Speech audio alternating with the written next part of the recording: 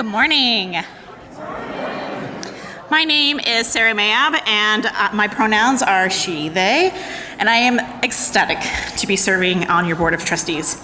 I am middle-aged, pale, freckled, wild, uncooperative, silver gray hair, large glasses, green and silver, not gray and silver, dangly earrings, and I'm wearing a saffron scarf over black clothing. As part of our services here at First UU, our speakers provide brief visual descriptions of ourselves to increase inclusivity and welcome for people with visual impairments or for anyone listening online instead of watching. Welcome. If this is your first time here, we have a first-time visitor gift at the greeters table, and one of our dedicated volunteers will be available in Beach Hall to share our Getting to Know UU information. You can use the QR code on the screen to access a digital version of our order of service. You can also use that to find our donation page and sign in to let us know that you are here. Whether you are a first-timer or you've been attending since the floor in Beach Hall was several feet lower, we invite you to come and chat with us after the service and learn more about who we are and what we believe in here at First UU. Please find me or any other member of the board at Beach Hall after service, as well as our awesome engagement fair. I'd like to ask everyone to take a moment to please silence your cell phones. And I have a few announcements this morning. Stop by the group's engagement fair after worship to learn about the many small ministry, affinity, and interest groups that we have here at First UU. Save the date for our upcoming fall festival on Saturday, October 19th. This is a great event for the whole family. And if you'd like to help make this happen, see Candy Rothert, she's going to be speaking here in a minute. We want to remind you that it is your last chance to register for the Living the Pledge End Racism workshop. They are so good. Please sign up by tomorrow, September 30th, for this valuable experience. You can get more details about these great opportunities and more on your order of worship insert. Feel free to take the inside of that insert home, but please leave the outer cover by the door in the box for us to reuse next week. And now I'm going to hand over the mic to Candy about our fall fair.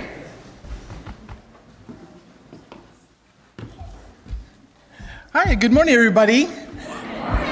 Oh, wow, I think I see some lions and ghosts and bears. Oh, my. Who is ready to get spooky and wild with the First UU Fall Festival? Woo! Yeah!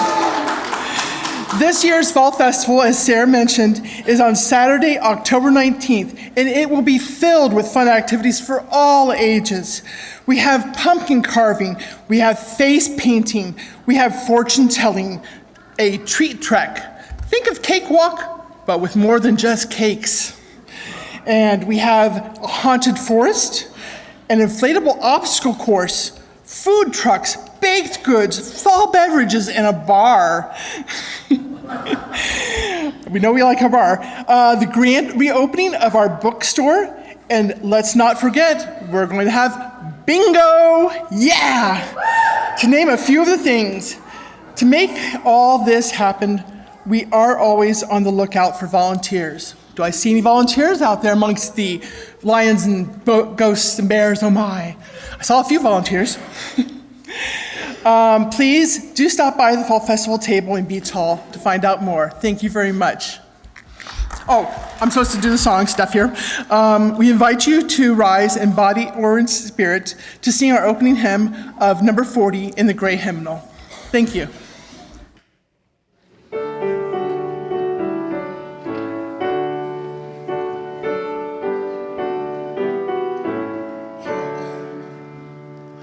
The morning hangs a signal upon the mountain crest, while all the sleeping valleys in silent darkness rest. From peak to peak it flashes, it laughs along the sky, till glory of the sunlight on all the land shall lie. Above the generations the lonely prophets rise, while truth flares as the day star within their glowing eyes. Behold, their eyes beholding are kindled from that flame, and dawn becomes the morning when prophets love proclaim.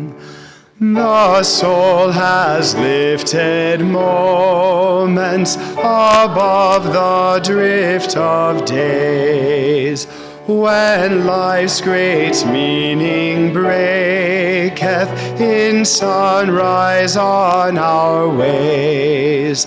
Behold the radiant token of faith above all fear. Night shall release its splendor, that morning shall appear. Please be seated. Good morning. I'm the Reverend Dr. Teresa Cooley. I serve as your developmental minister. My pronouns are she, he, she, her. I can get that out. And I am a medium-height woman in her early 60s with silver hair and glasses and wearing a green stole and blue dress. We begin this service by acknowledging that we gather on land stolen from the Wyandotte, Miami, Seneca, Erie, Shawnee, Delaware, and Cayuga people, many of whom were forcibly removed from Ohio. We support the Native American Indian Center of Central Ohio in their Land Back campaign, and we know that we have more to do as a community to be in solidarity and true relationship with this land and those indigenous to it. So let us enter into the spirit of worship with these opening words from Karen Johnston. As we gather this morning, let us be a people of not forgetting. Let us practice holding collective memories that might otherwise slip into that enormous void that sucks at and corrodes any future we hold dear. Let us practice honoring truth-telling up from the past that must come fully into the now, lest we falter and fail, lest the whole remain in pieces. Let not our need for comfort or simplicity, for easy forgiveness or false pardon, smother the heartbreak that still needs healing. Let us practice resilience with reckoning. Let us marry memory and promise. Let us dance in the tension we find there. Let us rest in the integrity we cultivate there. Let us be partners with the possibility that emerges there. It is good that we gather. So let us now rise as you're willing or able and greet one another while our children meet in back to bring in the light.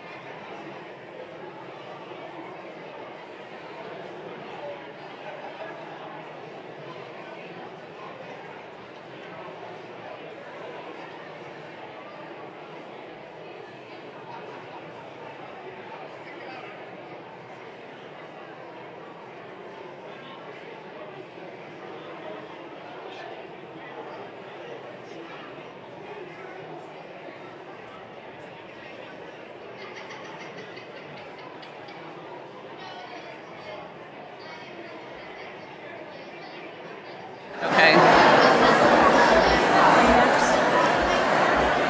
Barb.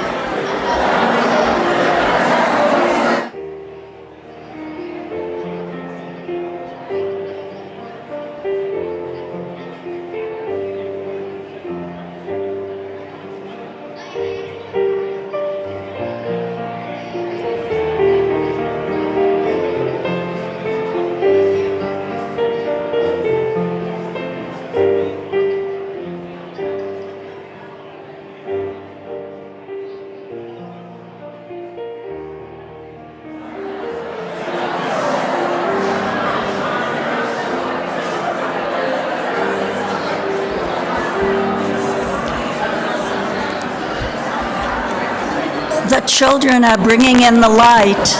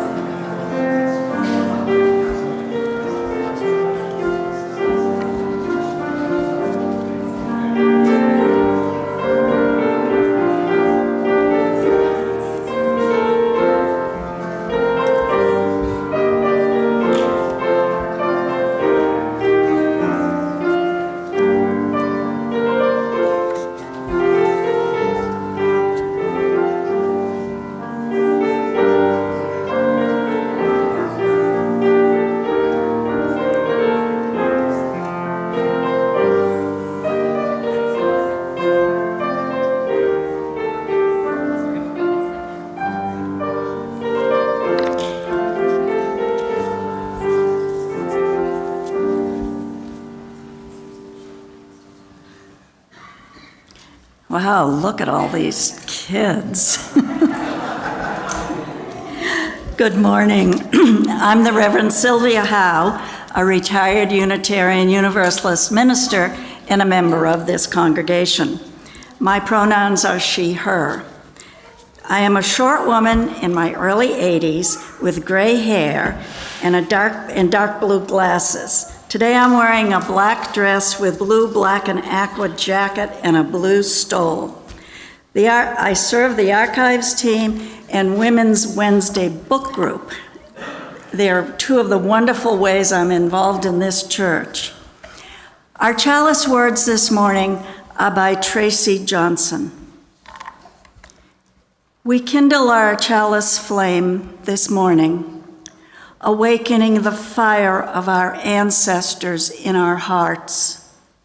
Beacon of freedom held out to light the way, light of reason illuminating the path, spark of courage igniting our spirits, aglow with hope for all we endeavor to do together. Holy flame of times past, brighten this present moment, that we may be the love that is our center and our foundation both. Blessed be.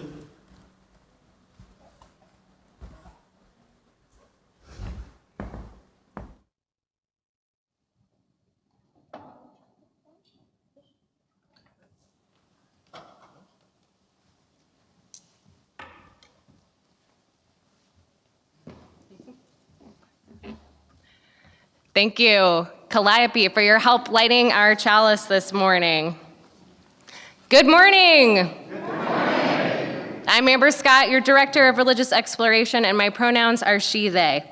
I am a white femme millennial with long, chaotic, wavy hair, and I am wearing a pink rainbow pride shirt. Today's story is called A Terrible Thing Happened, written by Margaret M. Holmes and illustrated by Carrie Pillow. Sherman Smith saw the most terrible thing. He was very upset. It really scared Sherman to see such a terrible thing. Sherman did not like feeling so afraid. He did not want to remember what happened, so Sherman decided not to think about the terrible thing he saw. Sherman thought that would make him feel better. At first, the plan seemed to work. Sherman woke up every morning, he brushed his teeth, and he went to school. Sherman played with his friends, he teased his sister, and he walked his dog. Everything seemed all right for a while, but something inside Sherman was starting to bother him. Sherman had to play more, run faster, and sing louder in order to forget the terrible thing he saw. Other things started happening to Sherman too. Sometimes he didn't feel hungry. Sometimes his stomach hurt or his head hurt, and sometimes he felt sad, but he didn't know why. Sometimes he was nervous for no reason at all, and sometimes he did not sleep very well. Sometimes, when he did sleep, he had very bad dreams. The bad dreams scared Sherman, and all of these things made Sherman angry. It seemed like Sherman was angry all the time. Sherman started getting into trouble at school. Sometimes he felt so angry that he did mean things. Getting into trouble so often made Sherman feel bad. Sherman did not understand all of his bad feelings. He felt confused. Sometimes parents help children figure out their feelings. Sometimes teachers or other grown-ups help. That is how Sherman met Ms. Maple. Ms. Maple helped Sherman think about his feelings. She listened while Sherman talked to her. They played while they talked. Sherman did not feel as mixed up as when he talked to Ms. Maple. Once, when Sherman and Ms. Maple were coloring, she told him to draw a picture of how he felt when he was angry. This seemed like a strange thing to draw, but Sherman did it. After that, Sherman drew lots of pictures. Pictures of the pain in his stomach, pictures of the bad dreams he had, pictures of the fear he felt. And at last, pictures of the terrible thing he saw. Sherman and Ms. Maple talked about the pictures. He asked if the terrible thing he saw was his fault. Sherman said he worried about that a lot. No, Ms. Maple told him, it was not your fault. Sherman told Ms. Maple a lot of things. He told her about the bad dreams. He told her how scared he felt. It was all very hard to do. Ms. Maple was proud that Sherman was trying to talk about such hard things, and Sherman found that it felt good to let his feelings out. Feeling good helped Sherman feel stronger. When Sherman felt stronger, he did not feel so angry. Nothing can change the terrible thing that Sherman saw, but now he does not feel so mean. He is not so scared or worried. His stomach does not hurt as much, and the bad dreams hardly ever happen. Sherman Smith is feeling much better now. He just thought you would want to know. The end.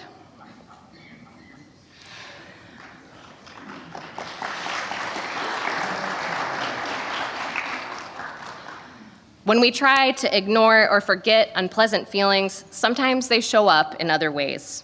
Talking things through can help us move past it, even though it might feel difficult at first. Now let us remain seated with our hands over our hearts as we sing number 400, Shalom Haberim, in your gray hymnal, to sing our beloved children back to their families and out to class.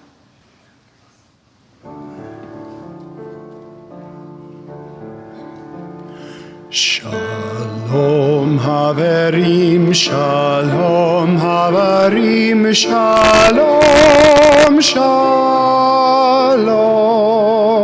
Leitraot, Leitraot, Shalom, Shalom, Shalom Haverim, Shalom Haverim, Shalom, Shalom, Leitraot, Leitraot, Shalom, Shalom.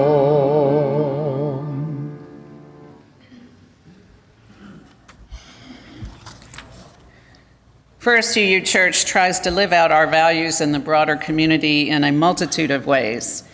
And one very concrete way we can be of service is to help the Read and Feed program that Jacques Angelino started. Please thank him for this wonderful work. So you can take one of those green bags and fill it with these things that are suggested in your order of service when you leave, and then bring it back next week. This helps support dozens of needy families that Jacques has developed relationships with.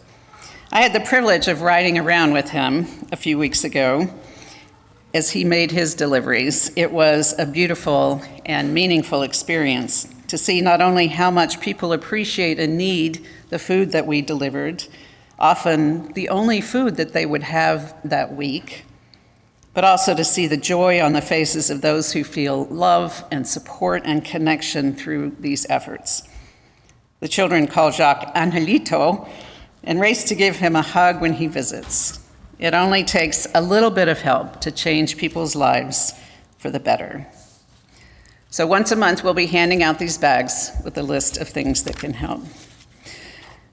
We also support local community organizations that share our values by splitting our monetary donations that are received today. Our Share the Plate recipient for September is the League of Women Voters, a nonpartisan grassroots organization working to protect and expand voting rights and ensure everyone is represented in our democracy. We empower voters and defend democracy through advocacy, education, and litigation at the local, state, and national levels. Work very important right now. Can I get an amen? Amen. Our local League of Women Voters has been one of our democracy and human rights focus groups' main partners for voter registration. So I ask that you be generous. You can use the QR code here, or you can place money in the basket, and thank you so much for your generosity.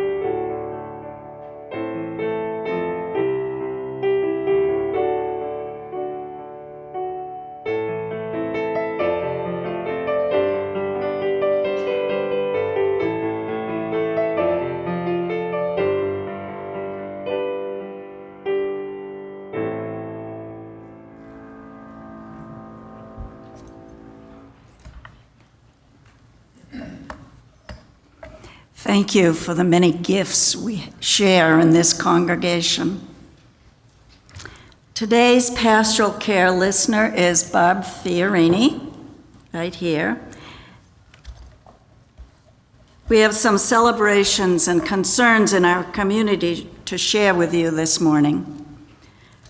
Rick Kreitzer passed away from kidney failure this past Thursday. Services are pending arrangements. Michael McGuire had a recent brief hospitalization with a health scare. He has been discharged and is recovering at home. Your thoughts are greatly appreciated. Marilyn Webster's sister-in-law, Mariana Webster, died recently, soon after a diagnosis of small cell lung cancer. A memorial service is being planned by the family. She was also a member of the Chalice Choir and often sang with them. Many people were affected by the rains, which have been a blessing, but also the winds this week. And there are several people in our congregation who lost trees and limbs from trees and other things because of the wind. We also want to hold our sister church in Asheville, North Carolina, in our hearts. Their church suffered severe damage this weekend. There's a QR code in the back of the sanctuary if you'd like to contribute to their restoration of their building. Let us join together in prayer. In the struggles we choose for ourselves, in the ways we move forward in our lives and bring our world forward with us, it is right to remember the names of those who gave us strength in this choice of living. It is right to name the power of hard lives well lived. We share a history with those lives. We belong to the same motion. They too were strengthened by what had gone on before. They too were drawn on by the vision of what might come to be.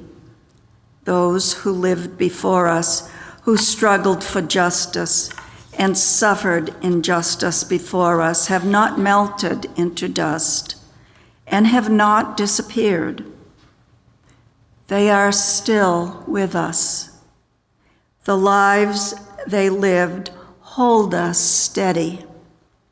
Their words remind us to call us back to ourselves. Their courage and love invoke our own. We, the living, carry them within us. We are their voices, their hands, and their hearts. We take them with us, and with them choose the deeper path of living. Please join me in a moment of silence.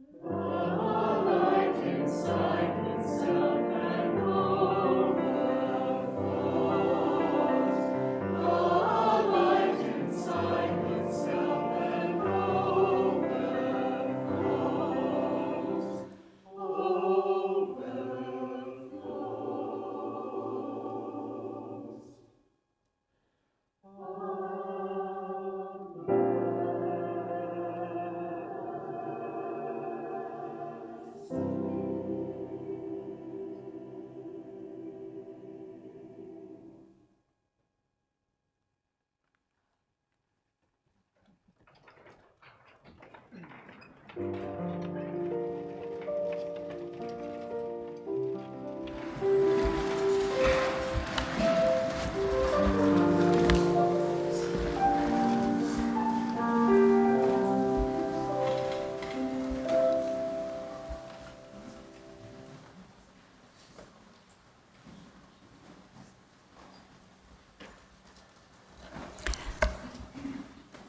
words that the choir just sang are exquisite.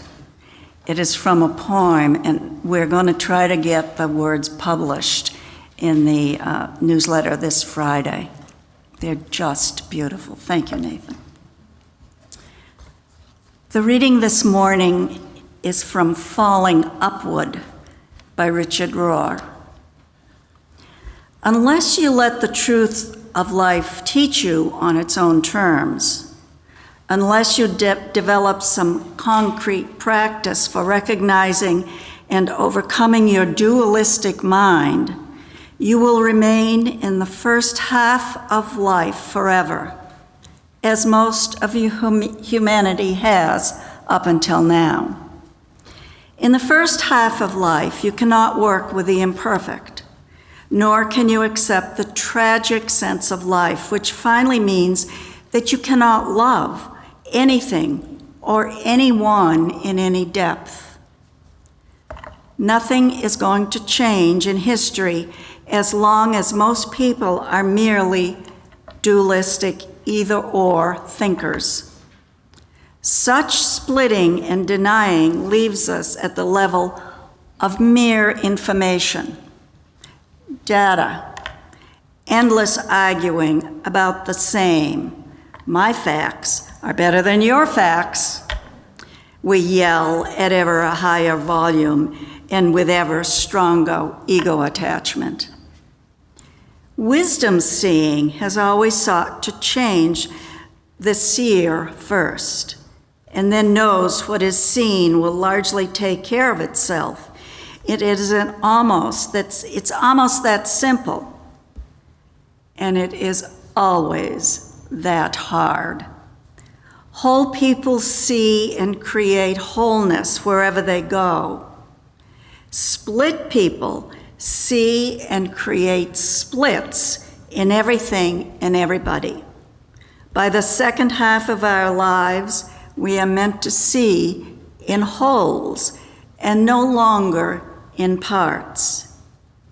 Yet we get to the whole by falling down into the messy parts. So many times, in fact, that we long and thirst for the wholeness and fullness of all things, including ourselves.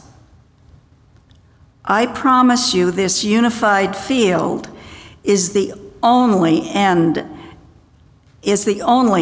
lasting meaning of up. Please stay seated to sing our meditative hymn, number 123, It's Spirit of Life. Most of us don't need to look at the words.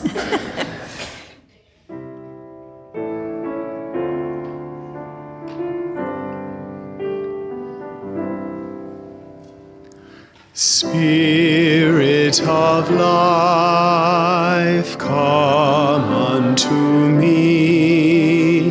Sing in my heart all the stirrings of compassion. Blow in the wind, rise in the sea, move in the hand, giving life the shape of justice. Roots hold me close, wings set me free. Spirit of life, come to me, come to me.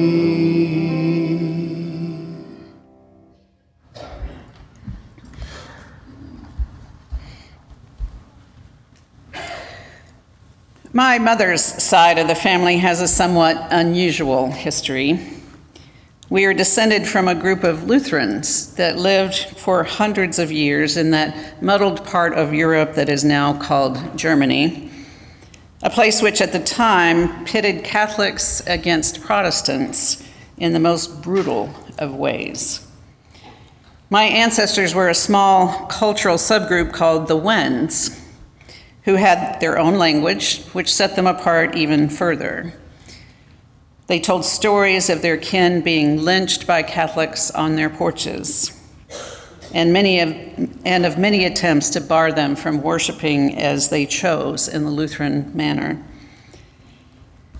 In the mid-1800s, these Lutherans decided to flee this oppression and boarded two ships, one that went to Texas and one that went to Australia, because they couldn't fit into the same ship. They endured terrible hardships on their journey, and loved ones died in the crossing. They came to central Texas to try to tend hard and unforgiving land, enduring plagues, drought, grasshoppers, and finally establishing a toehold of stability. They built their own schools, their own churches, their own newspaper, holding on to their twin languages of German and Wendish, and held their clans together until the mid-19th century, when people started marrying outside of that culture and became more Americanized. They became successful and secure, a tribute to their ancestors. This is the story I was brought up on. A story of striving for religious freedom, of courageously picking up roots and establishing a new community forged by hard work and fortitude. It was only later in my life that I learned another part of the story. The reason they went to Texas and to Australia was that there were land grants offered to new settlers. Both countries had seized land previously occupied by native peoples, and they wanted good people, meaning mostly white people, to come and establish new communities of God-fearing folk. So while my ancestors certainly worked hard when they arrived, they had the advantages of being given free land to till, an advantage that was rarely acknowledged by them. Does learning this other part of the story make me want to vilify my ancestors? No, I still admire their courage and their fortitude, but knowing the fuller history helps me understand a much more complex story of advantage and disadvantage, of suffering and the inflicting of suffering. One of the most meaningful books I have read is called My Grandmother's Hands by Resmaa Menakem. Resmaa's goal is to help heal the wounds of white supremacy and racism, not by learning them in an intellectual way, but by asking ourselves to face the embodied experience of our ancestors, both white and black. Those experiences are different, but almost all of them contain stories of pain and suffering. He talks about how many European settlers like mine were indeed fleeing painful and destructive histories.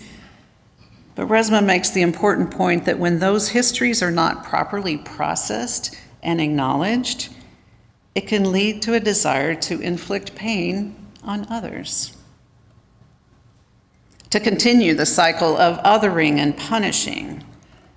So he distinguishes between the clean pain of facing our history and the dirty pain of denying it or refusing to face it. There's a lot of dirty pain going on in our country right now. And certainly life would be much easier if we could all stay in the self-satisfying myths about our accomplishments and good intentions. Richard Rohr, in the book that Sylvia read from earlier, talks about how our modern Western culture seems to have forgotten the wisdom of the mythologies of earlier ages. The mythologies that tell story after story of people who were felled by their own ambition and lust for power, and who then became transformed through their suffering and a new understanding of how they actually helped create their suffering. Instead, we've created a secular mythology that only celebrates achievement and acquisition and power over, and people feel like failures when they don't achieve those things. As we heard, Rohr posits that there are in fact two halves of our lives. The first half is when we're taught to set up boundaries and containers for ourselves as we struggle to nurture families and achieve success, and there's nothing wrong with this phase of life. It provides an important basis from which to live for a time. But if we stay in that boundaried place for the entirety of our lives, those containers become rigid places of resistance and fear.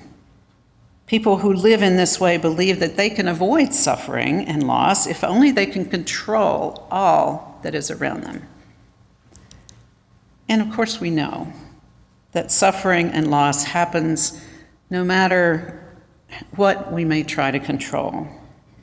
We move into the second half of life, which brings wisdom and perspective, which is not necessarily about age in the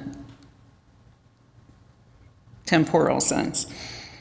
Not because we have willed ourselves into being enlightened beings, but because we allow ourselves to understand that much of our suffering has been brought about by our own fantasies and our resistance to growth and learning.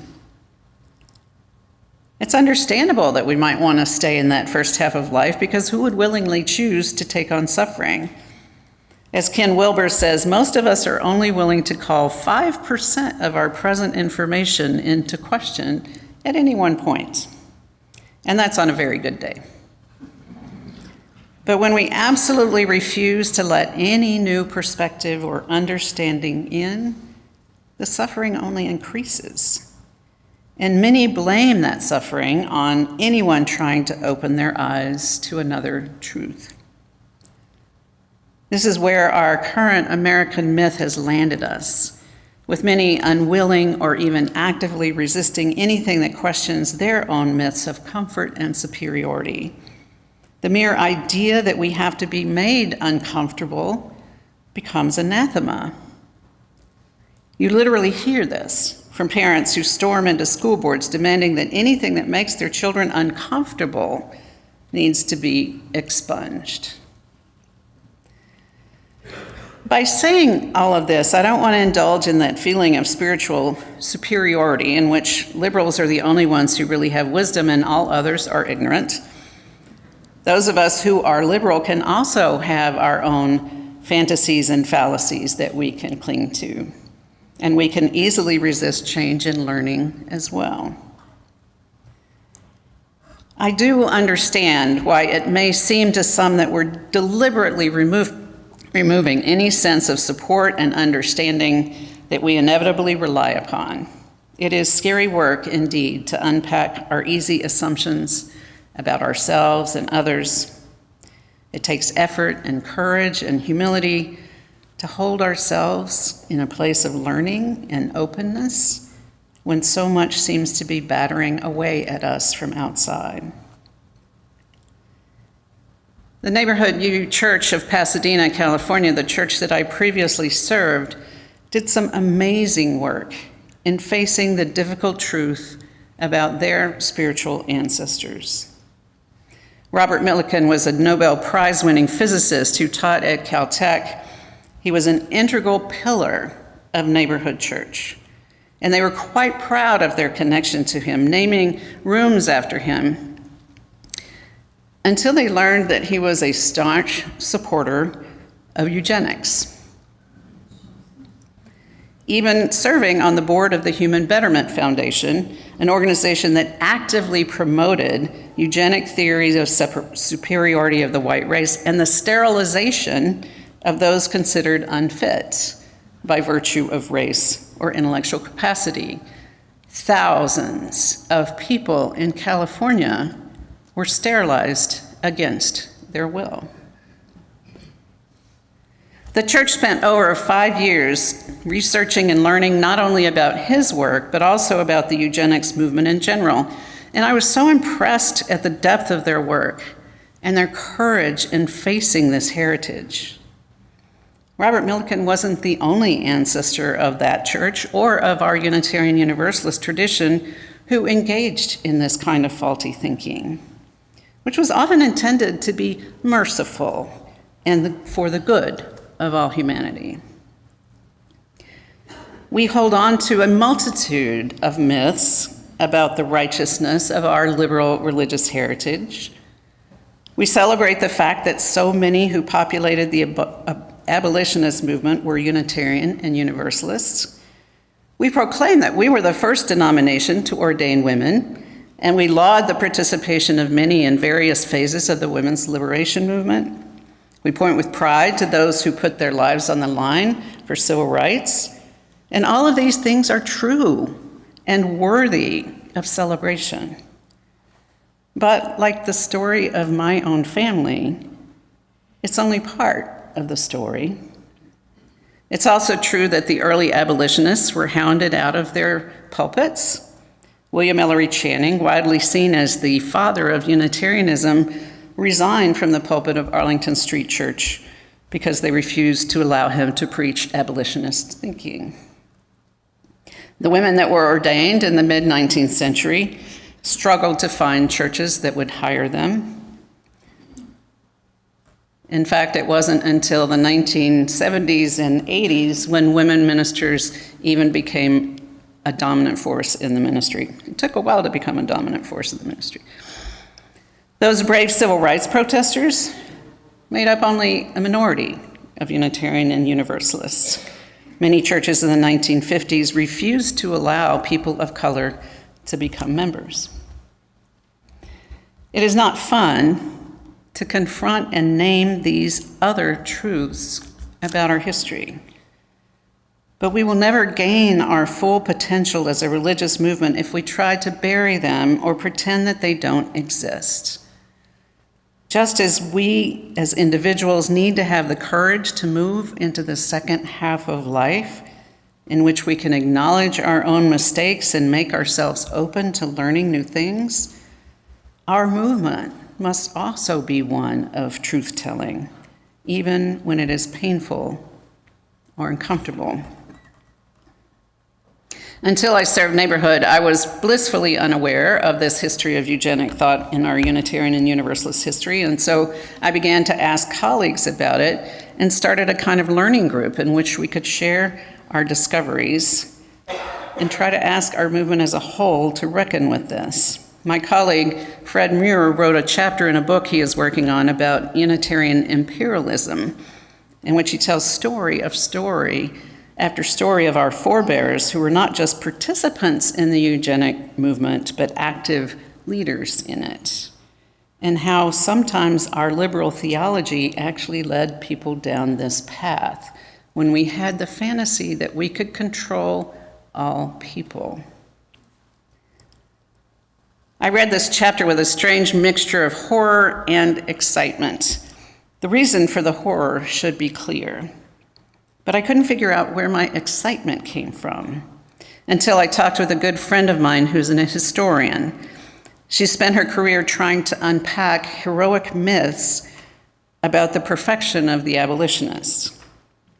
There are many circles of historians who do not thank her for this work, and some who actively shun her. But when I talked to her about what I was learning and wondering about my excitement, she said something like this to me: I don't do the work I do because I want to purposefully make people angry or uncomfortable. I do it because I want to remember that I myself am just as capable of telling myself myths about myself. I want to use their stories to illuminate my own, not just of my enlightened self, but also my inevitable fallacies. Part of our work together as a congregation going through developmental work is to face our history, not just the bad parts, not just the good parts, but all of it that has contributed to being the congregation that we now are and the congregation we want to become. That is so much easier here than in other churches I've served because of the diligent work of the archives group. Any of you who are here in the archives group, please wave your arms. It's a fantastic group that come every Tuesday. You'll be seeing some of the results of their work in posters that we're going to put in Beach Hall.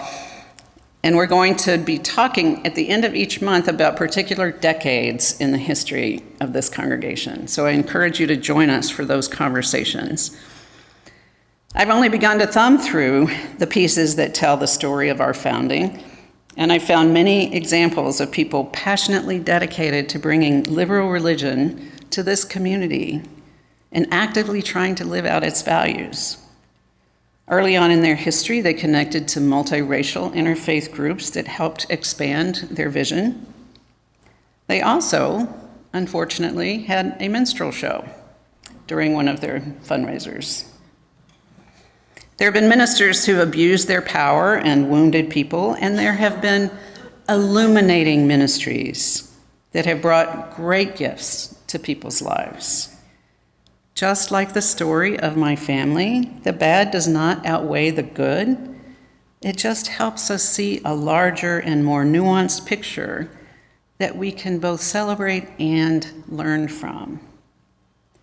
When we can get on the other side of the pain and discomfort of facing these difficult things, there is a kind of liberation, the liberation which makes us proclaim the truth that shall set us free. But we don't get there by believing we are faultless or we can always control the process. We get there by letting the grace of failure, yes, the grace of failure, come to us. Richard Rohr calls it cultivating a tragic sense of life, by which he means the tragic sense of life is not unbelief, pessimism, fatalism, or cynicism. It is just ultimate and humiliating realism, which for some reason demands a lot of forgiveness about almost everything. Faith is simply to trust the real and to trust that God is found within it, even before we change it. This is perhaps our major stumbling stone, the price we must pay to keep the human heart from closing down and to keep the soul open for more. When I think about it this way, it helps me to hold a little bit of compassion for those who want to deny the reality of history. If we can but accept and name our painful histories and keep ourselves open to learning more, we can, I believe, model the liberating and saving grace that comes with acknowledging the reality of all that is. Truth begins at home and ends by offering liberation to all who can bring the courage to see. Amen. Please join in our final hymn, numbered 128 in our great hymnal, For All That Is Our Life. For all that is our life, we sing our thanks and praise. For all life is a gift which we are called to use to build the common good and make our own days glad. For needs which others serve, for services we give, for work and its rewards, for hours of rest and love, we come with praise and thanks. For all that is our life, for For sorrow we must bear, for failures, pain, and loss, for each new thing we learn, for fearful hours that pass, we come with praise and thanks. For all that is our life,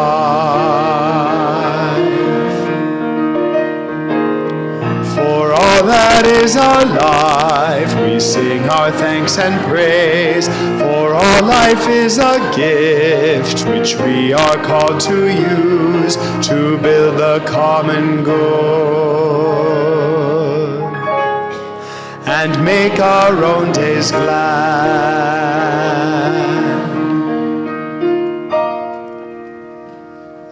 Take the hand of someone close to you if you so choose, or place your hand on your heart. Share this benediction from Peter Rabel. We warm ourselves by fires we did not light. We sit in the shade of trees that we did not plant. We drink from wells we did not dig. We profit from persons we did not know. We are ever bound in community. Together we are more than any one person could be. Together we can build across the generations. Together we can renew our hope and faith in the life that is yet to unfold. Together we can heed the call to a ministry of care and justice. We are ever bound in community. May it always be so. Amen.